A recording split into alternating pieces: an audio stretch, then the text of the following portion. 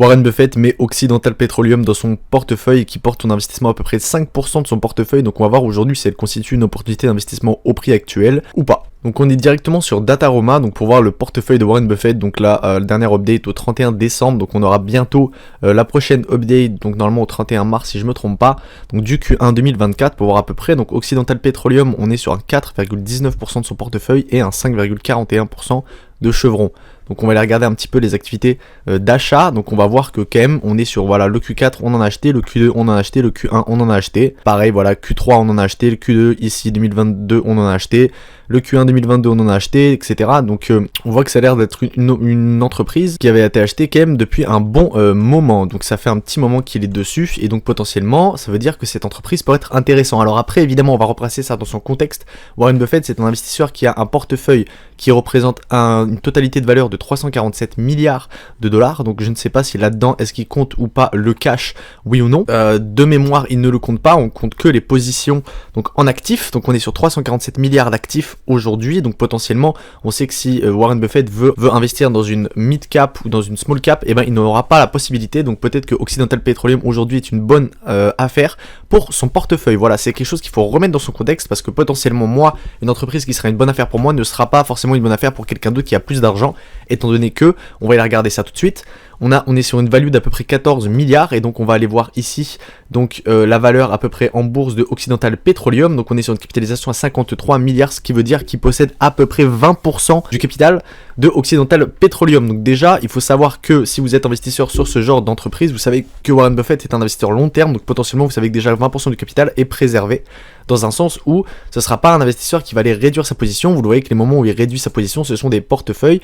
ce sont des actions sur lesquelles il a de très très faibles pourcentages. Donc on le voit sur Paramount, on le voit sur HP, etc. Maintenant on va aller faire un petit tour sur cette entreprise. Donc déjà on sait qu'elle est beaucoup plus petite qu'une majeure pétrolière qui pourrait être comme ExxonMobil ou Chevron, même si on sait qu'elle est verticalement intégrée. Ça veut dire qu'elle est dans tous les types d'activités. Elle est tout petit peu dans le gaz, je crois que c'est 0,2% de son chiffre d'affaires, donc c'est vraiment que dalle.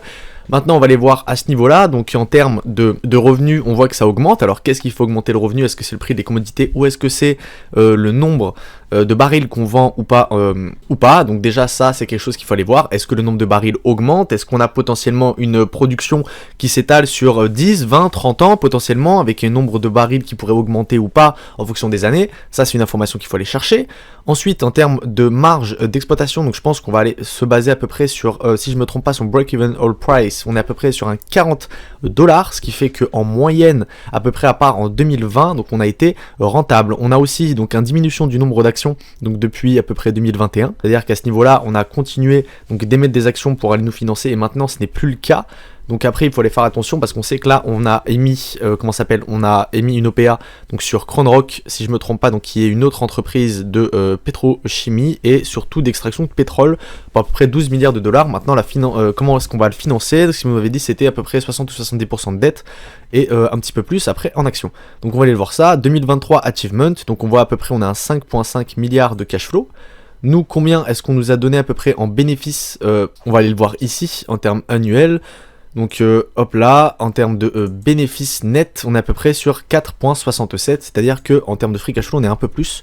Donc qu'est-ce qu'on a fait avec ce free cash flow? Donc on va aller le voir ici et après le voir dans les slides. Donc en termes de cash lié aux activités d'exploitation, donc on est sur 12,31 milliards. Donc est-ce que le fonds de roulement ou pas évolue? On voit qu'on a eu un fonds de roulement assez positif. Donc en termes de fonds provenant des opérations en revenu net, on était quand même sur 4,7 milliards, donc c'est assez peu. Maintenant on a récupéré beaucoup en dépréciation, ce qui ne m'étonne pas, et maintenant on va aller voir un petit peu près combien est-ce qu'on investit. Donc sur un cash de activités d'exploitation de 12, on a une dépense d'investissement de 6,27, c'est-à-dire qu'elle est plus basse que la dépréciation. Pourquoi? Est-ce qu'on essaie d'être un petit peu plus efficient? Est-ce qu'on y arrive ou pas? Ça, c'est des questions à aller se poser. Maintenant, la politique d'allocation du capital dans ce genre de business-là, elle est extrêmement importante. Est-ce qu'on a vocation d'augmenter notre break-even oil price pour aller continuer donc à faire de l'exploration, etc. Ce qui va évidemment mener à ce que notre prix par baril augmente. Maintenant, on est quand même sur un 40 $, donc c'est un des prix les plus bas chez les majors pétrolières. Maintenant, on va aller regarder un petit peu le bilan. En termes d'actifs, on voit que ça augmente. On voit quand même que de 2019 à 2020, on a baissé notre nombre d'actifs. Mais notre valeur comptable par action, elle continue d'augmenter, étant donné que nos passifs ont bien diminué. On le voit à ce niveau-là.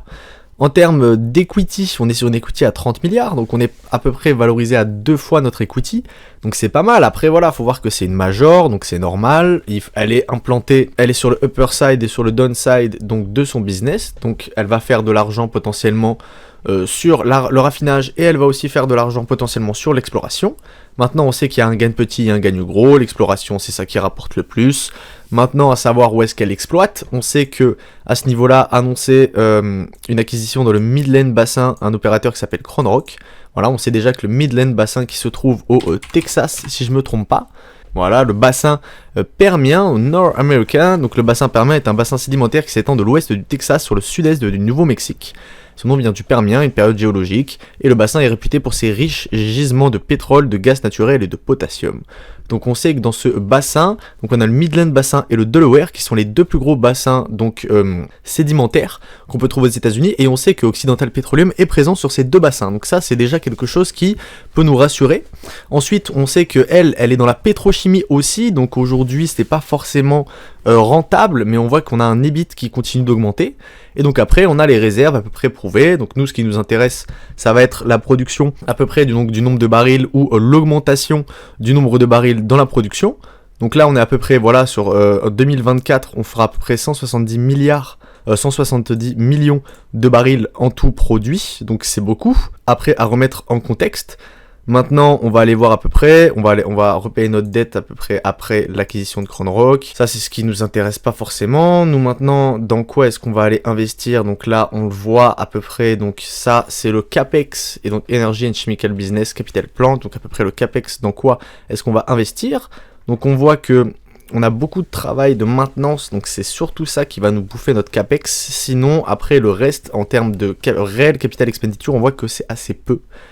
On n'est pas forcément, en tout cas on ne le voit pas forcément, donc une augmentation du nombre de barils par jour. Déjà on n'a même pas forcément d'informations à ce niveau-là.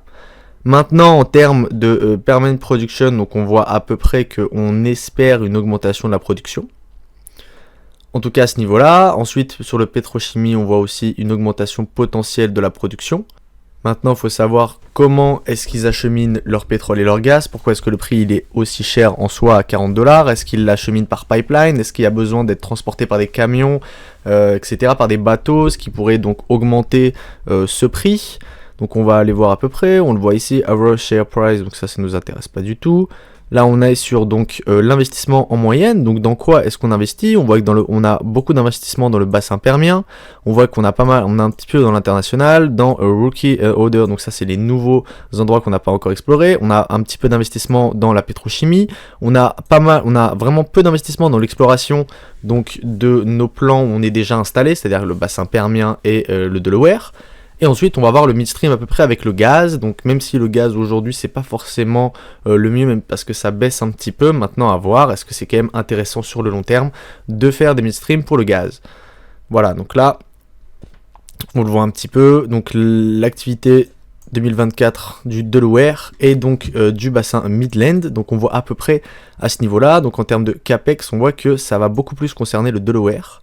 Et là ensuite on voit à peu près l'augmentation, l'accumulation de tous les barils sortis de terre. Donc on voit qu'Oxy c'est le premier opérateur donc dans le bassin permien sur les 6 derniers mois, cumulative oil by operators. Donc on voit qu'à peu près Oxy 64% sur les 6 derniers mois, c'est-à-dire qu'elle est implantée depuis un bon petit moment.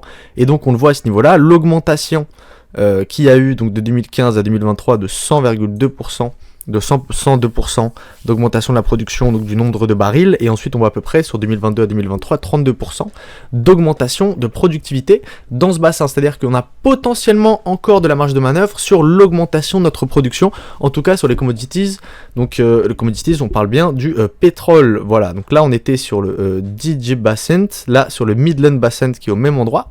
Et donc là on voit à peu près à ce niveau là, en plus avec l'augmentation de CrownRock, et on voit ici Breaking Oil Price à moins 40, on voit à peu près l'argent qu'on ferait à $50, à $60 et à peu près à plus de $80. Donc là on est à peu près sur notre inventaire et donc sur le chiffre d'affaires qui pourrait être créé. Donc ensuite sur les nombres de réserves, donc ça c'est assez bon, à peu près 183% 3-year Reserve Replacement Ratio, ça veut dire qu'en moyenne ça tourne beaucoup, c'est-à-dire que Ils vont aller énormément vendre donc ce qu'ils ont en inventaire, et à peu près en 3 ans ils vont aller remplacer à peu près 2 fois l'inventaire. Donc on a un roulement qui est extrêmement bon chez cette entreprise. C'est pour ça que le fonds de roulement l'impacte quand même assez peu.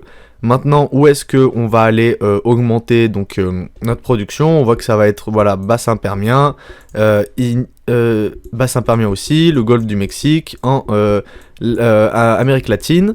Et donc ensuite on va voir un petit peu quelques événements. Donc là les rookies, on voit ici de l'augmentation donc en Middle East et Nord-Africa, avec donc l'Algérie, et ici je sais pas exactement c'est quel pays, mais donc on voit en moyenne que la production, donc le bassin permien c'est ce qui va beaucoup plus produire. En termes de rookies, on va avoir quand même la plus basse sur le Nouveau-Mexique et vers le Mexique.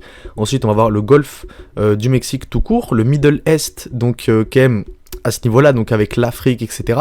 Et ensuite, donc là on le voit là, l'Algérie qui représente donc un tout petit pourcentage, mais qui a volonté à augmenter.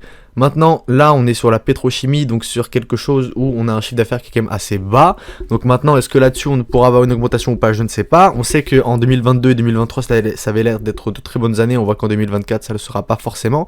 Alors, dans quoi est-ce que la pétrochimie est utilisée? Bah, ça, c'est à vous de savoir, d'aller voir est-ce que oui ou non, il y a une possibilité de marché. Est-ce que ça a volonté à remplacer les commodities ou à remplacer le gaz ou pas, ou à être simplement un complémentaire? Oui ou non? Donc ça, c'est aussi des questions à se poser. Maintenant, midstream et marketing, donc ça aussi c'est quelque chose où on est sur 1%, voire même pas, de notre chiffre d'affaires. Et donc ensuite on a moyenne, voilà, on a les exploitations, les recherches, et donc les développements à peu près, le coût de la capture là, du carbone. Donc on voit qu'en moyenne, depuis un certain long moment, le coût de capture du carbone réduit. Donc on augmente l'efficience de la capture du carbone, on réduit la puissance donc de, comment ça s'appelle, la puissance énergétique dont on a besoin pour le faire. On a des infrastructures qui augmentent, on optimise la maintenance et les opérations, et donc on utilise de nouveaux systèmes chimiques de process. Donc potentiellement, peut-être que notre pétrochimie nous aide à réduire les coûts et donc à être beaucoup plus efficient à ce niveau-là, et donc avoir peut-être des critères ESG qui pourront augmenter. Peut-être que ça pourra tout simplement nous être bénéfique pour respecter les accords de Paris, etc. Donc c'est des questions aussi qu'il faut aller se poser, même si c'est quand même assez neutre. Nous, ce qui nous intéresse le plus, c'est l'augmentation de la production dans le temps à peu près passé donc de production, sur combien de temps on serait, et si oui ou non est-ce qu'on arriverait à être leader dans ce marché, en tout cas dans le bassin permien et dans le Middle End. Si vous appréciez ce genre de vidéo, n'hésitez pas à mettre un like et à vous abonner, et moi je vous dis à bientôt.